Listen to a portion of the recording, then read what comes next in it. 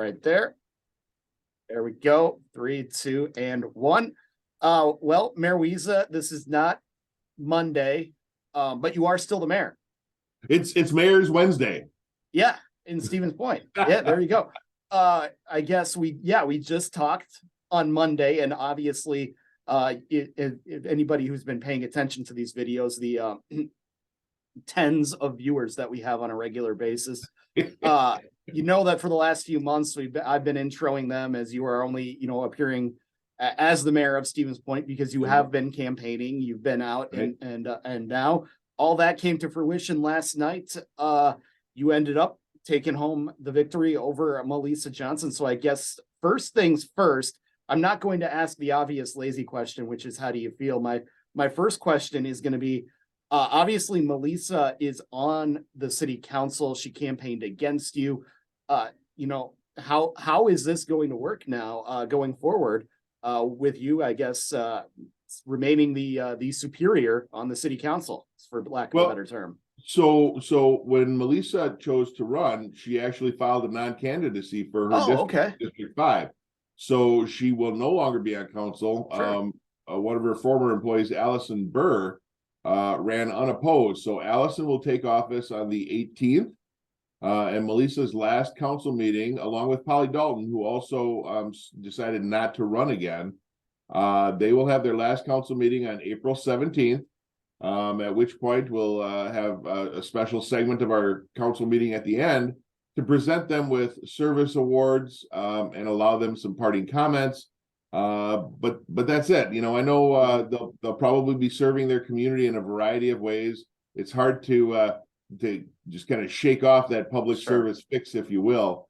And it's really, honestly, it's good to have good people continuing to work towards a better community. So I don't think that Melissa is going to be going away. I hope she's going to be still active in the community. Same with Alderperson Polly Dalton.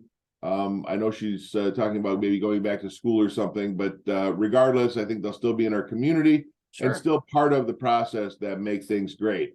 What I'm ready for you with you, Michael, is Mayor's Monday, season 3.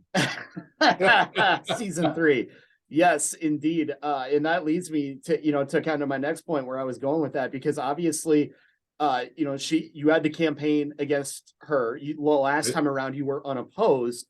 Do you feel that, in campaign situations like this is when the best ideas come out? And I guess, have you, had discussions and debates between the two of you about ways that you can move the city forward?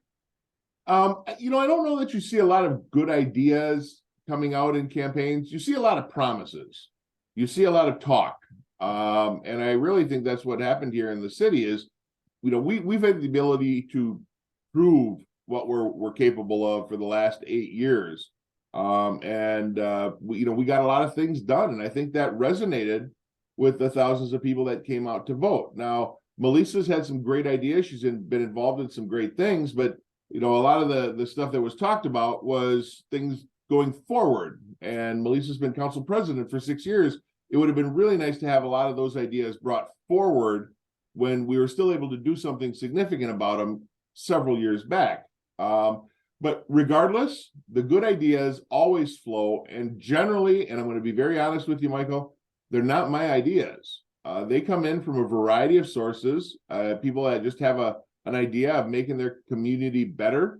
And I've been a big proponent of that. I mean, when I talk to school kids, I let them know that even in 3rd or 4th grade, you still have good ideas and I want to hear them. So we've implemented some of the community ideas for the last 8 years. I don't see any of that stopping because a lot of the best ideas come from the users, whether it's users of the park or the bike system or, the downtown art. All of those cool ideas came from someone else. So that's one of the things that I really, really like about our community is that they're no longer afraid to bring ideas forward, because if it's a good idea, we're going to work to implement it. Yeah, no doubt about it. And one of the ideas, obviously, that has been talked about quite a bit the last few years, actually discussions kind of died down on it here recently, but Division Street, which obviously there's strong feelings on both sides of that aisle, strong ideas on both sides of that, if you will. Where are we at on Division Street, and how high is this on your priority list for the next, well, for sure, the next 4 years while you're in office? Well, so, we've talked about this, and I honestly think that we as a council and an administration kind of dropped the ball a little bit. When we had that meeting back in September of 2021, I think it was, and we had rooms full of people saying that they wanted to talk about it more. We should have done it then. And it just didn't get there. What I intend to do, and I've already talked to our public works director, is present another alternative. We have the primary design that council had voted to go to 30% design on, which is 3 lanes all the way through from the south end of the city to the north end of the city. And the one that's been aggressively opposed by a lot of the residents and primarily the business owners in the south section. We've mentioned this before. I've talked about it after meeting with those groups, that I think there's room for some safety improvements and put at ease the potential concerns of a majority of those business owners. And that would be a 4-lane through the southern section, reducing it to 3 lanes during the residential middle section to get people to slow down. Because I got to tell you, Michael, there are people speeding down that road every single day. I've even caught myself doing it on occasion. We need to slow the heck down in those residential sections. And then opening it up again after 4th Avenue when we're back into that predominantly business section. And the other thing, I've said this all along, I am not in favor of a roundabout at 4th Avenue. Roundabouts are designed to keep traffic moving, and there's over 600 people that cross that intersection every day because of the university and the residents that work there. So my intention is to get AECom to give us an alternative design. We'll call it the 434 and no roundabout. And we're going to see if council is willing to go in that direction now. First of all, authorizing the cost for that 30% design there and choosing one of the 2 predominant designs that we have and see where we want to go. Absolutely. So when can we expect more meetings on this in the near future? Because as I said, it was obviously a very heated topic there last summer. It's what led to the situation that you're in right now with transportation projects at more than $1 million, all of which have passed so far. By the way, I was going to say both of them passed last night, so yes, I'm grateful for that indeed. As well. So when can we expect that discussion and those meetings to maybe pick back up for residents? Well, as I said, Michael, I talked to our public works director, and he was going to approach AECom to find out what the cost estimate would be to design that section to about a 30%. And that point, once we have the cost, we will present it to council to see if they're interested in going down that road. And I certainly hope they are. I would rather spend a little more money now and have a good working design when it's all said and done than do something and have finding out that it's wrong or it doesn't work the way we hoped it would work. So I'm hoping council will approve the money for the design, and that will give us 2 30% designs. And at that point, the community will weigh in. The council will eventually vote on which one to move forward with. So again, it's ultimately a council decision, but I'm going to do my best to make sure that they have all the information they need to make that decision.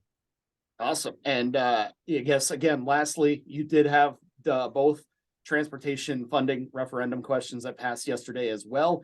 Any thoughts on that, I guess, or is that maybe even a sigh of relief, even more than finding out that you woke up this morning and were still the mayor? Well, it's not more effective. I think finding out I was mayor is way up here because if this one didn't happen, I wouldn't care as much about this one. But the road referendums are great. It's kind of a weird one this time around because there is no fall 2023 election. So therefore, we can't have a referendum in fall like we normally would for the 2024 projects. So we had to have the question on the ballot. We actually had to have our question written, I think it was January 24th. Yep. Make the April ballot.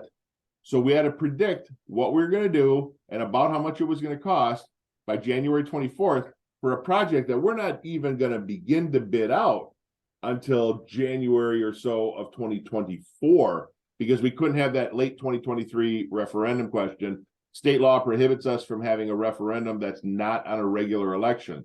So we can't hold a special election just for the referendum.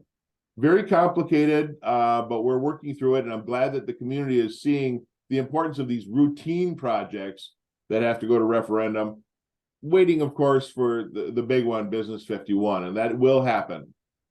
Well, Mayor Wiza, again, congratulations. We always appreciate the time and the accessibility. And as we said, we will look forward to season 3 and the plot twists that I'm sure are to come.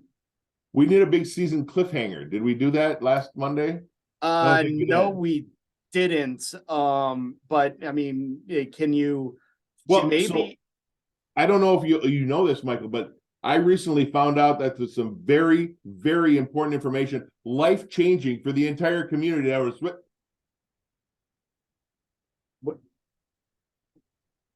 Oh, I guess the Belgians hacked. We lost you there. We're gonna have to pick it up again because we're up against the time limit. So stay tuned next season.